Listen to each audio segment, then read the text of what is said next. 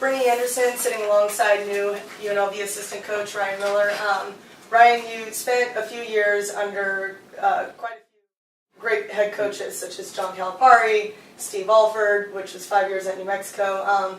What were the biggest takeaways from working with them that you believe you can bring over to UNLV?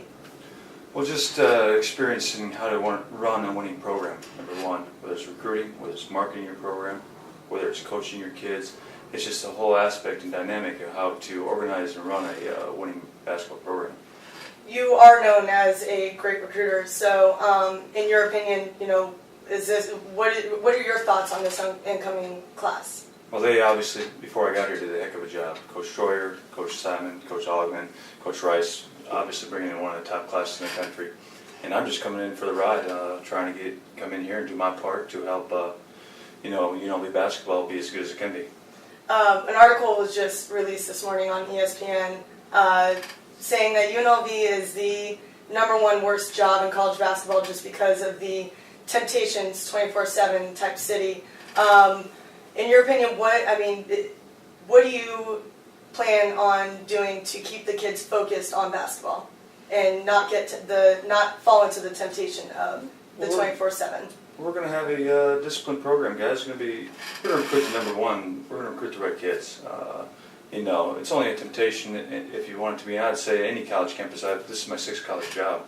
There's temptations on every college campus to do the right and wrong things. So the main thing for us is to recruit guys that are the high character. They're going to do the right things. That come from a family setting. That have been taught what's right and what's wrong, and we're going to put them in a position where they're going to know what's right and wrong, and they're going to be disciplined. And we're just going to have a well-rounded program where the distractions that are in any program aren't going to be as big as distraction here. During your time at New Mexico, you had a year competing against Coach Dave Rice. What kind of changes have you seen in the program since then? I've competed against Dave Rice since he was assistant at BYU. I thought they did an awesome job there. I was in New Mexico 5 years at Alfred, so 4 years against him as assistant coach at BYU, 1 year as a head coach. Obviously, they've done a heck of a job with the program. 3 or 4 NCAA tournaments. The program's going in the right direction. He gives the freedom players to make decisions on the court, offensively and defensively, which I've always liked, and I like his free-flowing offense and defensively how he coaches the basketball game. What fascinated you most, or does fascinate you most, about UNLV that when you found out about the position opening up after Schroyer left, for you to make that call and reach out to Coach Dave Rice? #1, the people. Coach Rice, Coach Simon, Coach Augman, known those guys for a while. So that was the most important thing. But also the tradition of UNLV basketball, what UNLV basketball represents with national championship in 1990, the Tarkanian days, Stacy and Larry Johnson, Sean Marion, the players that played at this university. All those things were factors in coming here.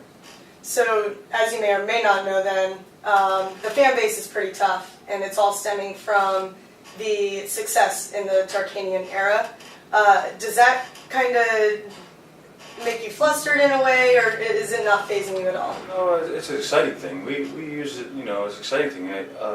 A fan base should want you to win championships. A fan base should want you to do well, want you to win games, want your kids to do the right things on the court and off the court. So that's what they should do, and that's what we're going to do. We're going to put in a position where we're going to win games, and we're going to win them at a high level, and we're going to give something that the fans are excited about. So you have been in Vegas for about a month now. What has been the biggest? How have you been getting acclimated to this type of city? I mean, it's very different from any other city. I mean, I was born and raised here, so I know we're all a little wacko. What kind of things have you been doing to get used to it out here?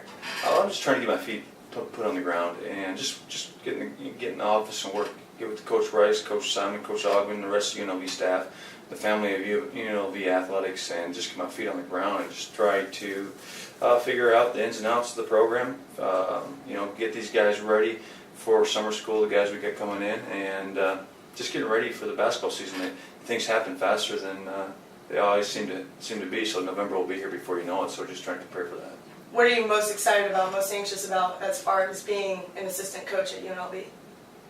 Working with the guys, working with the current players, working with the coaches, and then working at a place that has a history, tradition in UNLV basketball. It's the only Mountain West Conference that has a national championship under its belt, and team that has a national championship under its belt. It just has a lot of history, a lot of tradition. When I was a kid, UNLV basketball was in its heyday, and plan on, with Coach Rice and the rest of the staff, to bring that back. You have a great eye for talent and know what to look for in a recruit and a basketball player in general. When you are looking and basically scouting opposing teams going into game prep, what goes into that type of game prep as you're scouting? Well, you look for, number one, you look for tendencies, what players do, what their personnel does. Is he a three-point shooter? Is he a guy that puts the ball on the floor? Is he an athletic rim finisher? Kind of look at their tendencies, and then what you try to do is you try to take away their tendencies and what they want to do. And we've been very good at it in the past, and very successful at what we do. And just try to, most importantly, try to impact the game playing our style and how we want to play basketball. As you stated before, earlier you mentioned the word discipline. Most will say that is what this past team had lacked, and why things may have kind of spiraled out of control. What kind of discipline are you looking to bring to the coaching, not to the coaching staff, but as part of the coaching staff to this team? I think the biggest thing is you got to have, and I think they've done a good job, but you have to have the right people in this program, and that's the biggest thing. The kids that truly love the game of basketball, because if you do love the game of basketball, it doesn't matter if the strip is right 50 feet away, or if there's a college party or sorority party down the road. There's distractions everywhere you go, but you have to bring the right kid here that's going to fit and be part of what we're trying to build here. Also, with a lot of the, I guess they would call it a revolving door in a way, there have been a lot of talks out in just Twitter world, social media. Of course, that plays a huge factor in sports these days.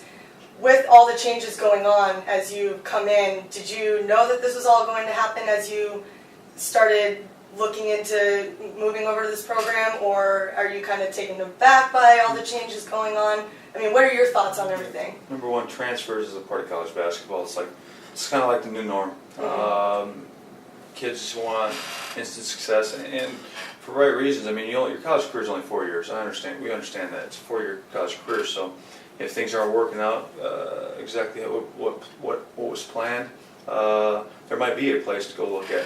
But so going into a situation, knowing the transfers are the new norm, it's not an issue for me. Of course, would we like to have some of these kids back? Probably, but we're going to continue to work and continue to develop the guys that are currently in the program and the guys that are coming into the program, and we're going to build a team that's going to be consistent and steady going forward. You said that college basketball is only 4 years. For some, it's only 1 or 2, depending on how they take in that experience. What kind of things do you think you would do to maybe try and keep a guy around for more than 1 year that thinks, oh, I'm good enough, I can go to the league? Because, I mean, that's what we hear constantly. Everybody has this entourage, this posse of people in their ear from the AAU era, basically, just from ever since they start there. What kind of things as a coach and a role model figure in these kids' lives would you do to maybe keep guys to develop in college before going into the NBA? Well, number one thing, I'd give them good advice, because to my history, my younger brother playing 14 years in the NBA, playing for multiple personnel, multiple coaches, basically know every personnel, every person in the NBA. And my brother went 2 years of college basketball, and he was the 5th pick of the NBA draft, and I was a big influence on that decision for him.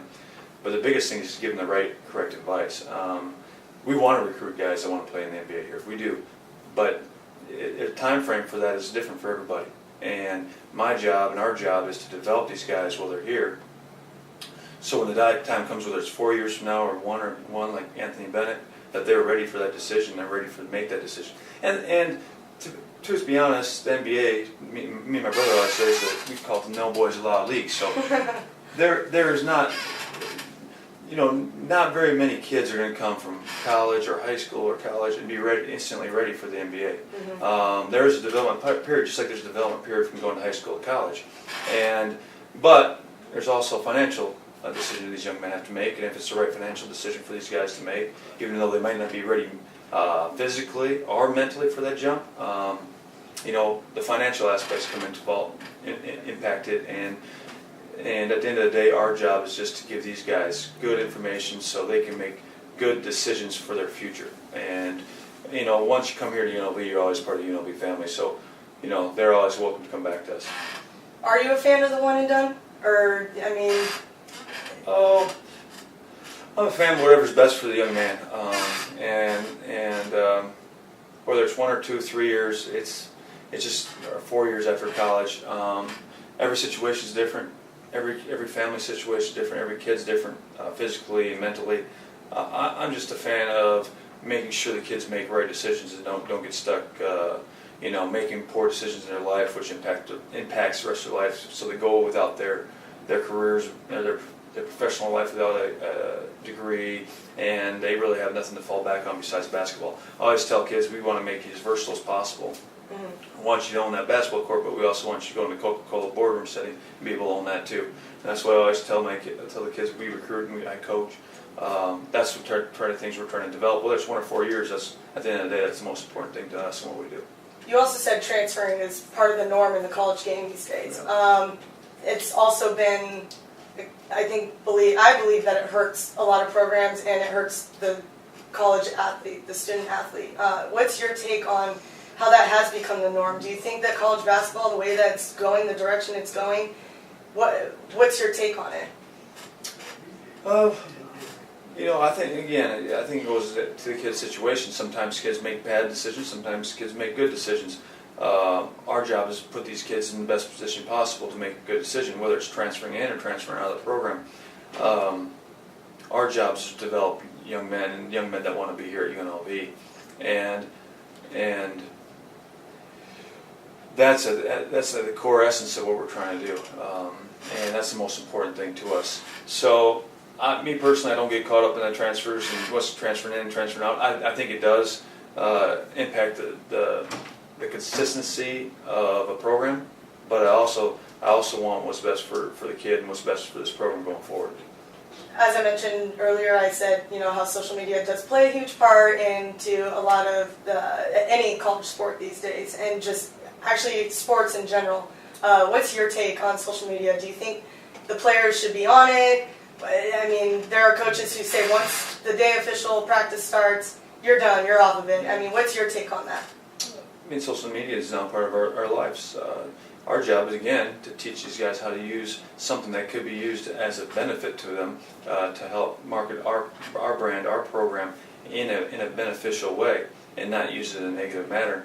So we'll put restrictions on it, but our restrictions are teaching them how to properly use social media to help benefit yourself, your family's life, and when you leave here, you know properly how to use it so you can be a successful person in society. Awesome. Well, thank you very much. I appreciate it. That was good. You put me in the Budweiser hot seat a little